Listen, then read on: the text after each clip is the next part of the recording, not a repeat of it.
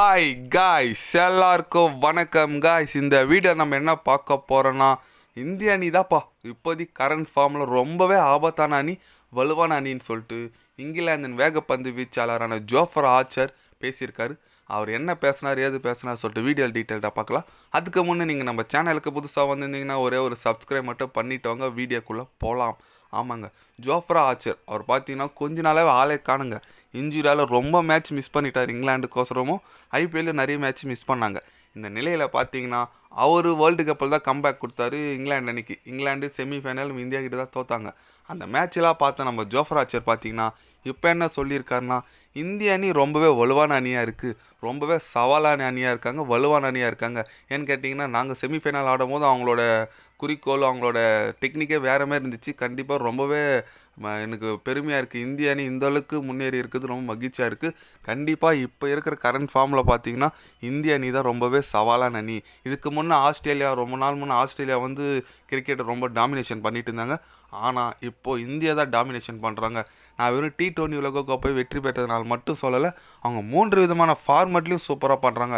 ஏன்னா test championship final போய் தான் விட்டுருக்காங்க, ஓடிஐ வேர்ல்டு கப் ஃபைனல் போய் தான் விட்டுருக்காங்க, இந்த T20 வேர்ல்டு கப் ஃபைனல் வந்து வின் பண்ணியிருக்காங்க. அதனால் ரொம்பவே அவங்க 3 விதமான ஃபார்மெட்லேயும் நல்ல கிரிக்கெட் விளையாடுறாங்க. கண்டிப்பாக அவங்களோட ஃப்யூச்சர் ரொம்பவே நல்லா இருக்குது.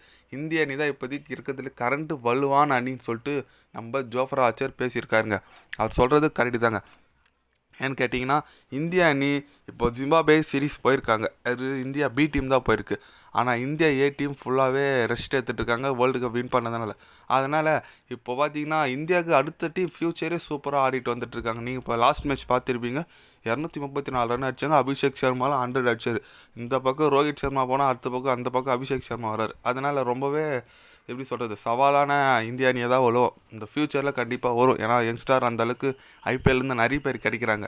ஜோஃப்ரா ஆர்ச்சர் எதை குறிக்கோள் வச்சு சொல்லியிருக்காருன்னா, அந்த சாம்பியன் ட்ராஃபி வரப்போது இன்னொரு 6 மாதத்தில். அதில் பார்த்தீங்கன்னா இந்தியா, பாகிஸ்தானு, அப்புறம் நியூசிலாண்டு, பங்களாதேஷ்லாம் ஒரு போலும். இன்னொரு போல் பார்த்தீங்கன்னா Australia, England, south Africa, Afghanistan சொல்லிட்டு 2 குரூப்பாக பிரிச்சிருக்காங்க. கண்டிப்பாக ரொம்பவே சவாலான போட்டியாக இருக்கும். ஏன்னா இந்தியாவுக்கு ஏஷியன் காண்டினென்ட் தான் பாகிஸ்தானில் நடக்குது. இந்தியாவுக்கு ஏஷியன் காண்டினென்ட் தானே ஓரளவுக்கு அட்வான்டேஜ் இருக்கும். பிச்சு இந்தியாவுக்கும் பாகிஸ்தானும் பெருசாக எதுவும் பிச்சு மாற்றங்கள் இருக்காது. அதனால் ரொம்பவே யூஸ்ஃபுல்லாக இருக்கும் இந்திய அணிக்கு. கண்டிப்பாக அந்த தொடர் ரொம்பவே யூஸ்ஃபுல்லாக இருக்கும்.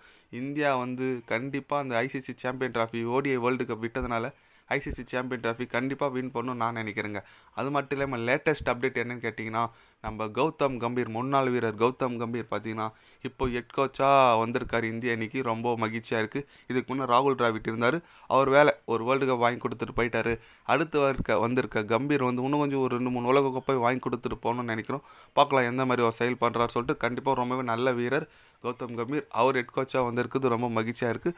பார்க்கலாம் எந்த மாதிரி ஒரு செயல்பாடு எடுத்துகிட்டு வர்றாரு, எந்த மாதிரி ஒரு டெக்னிக் எடுத்துகிட்டு வரான்னு சொல்லிட்டு வெயிட் பண்ணி பார்க்கலாம். கௌதம் கம்பீர் ஹெட் கோச்சாக வந்திருக்கிறத பற்றி நீங்கள் என்ன நினைக்கிறீங்கன்னு சொல்லிட்டு ஒரு கமெண்ட் பண்ணிட்டு போங்க.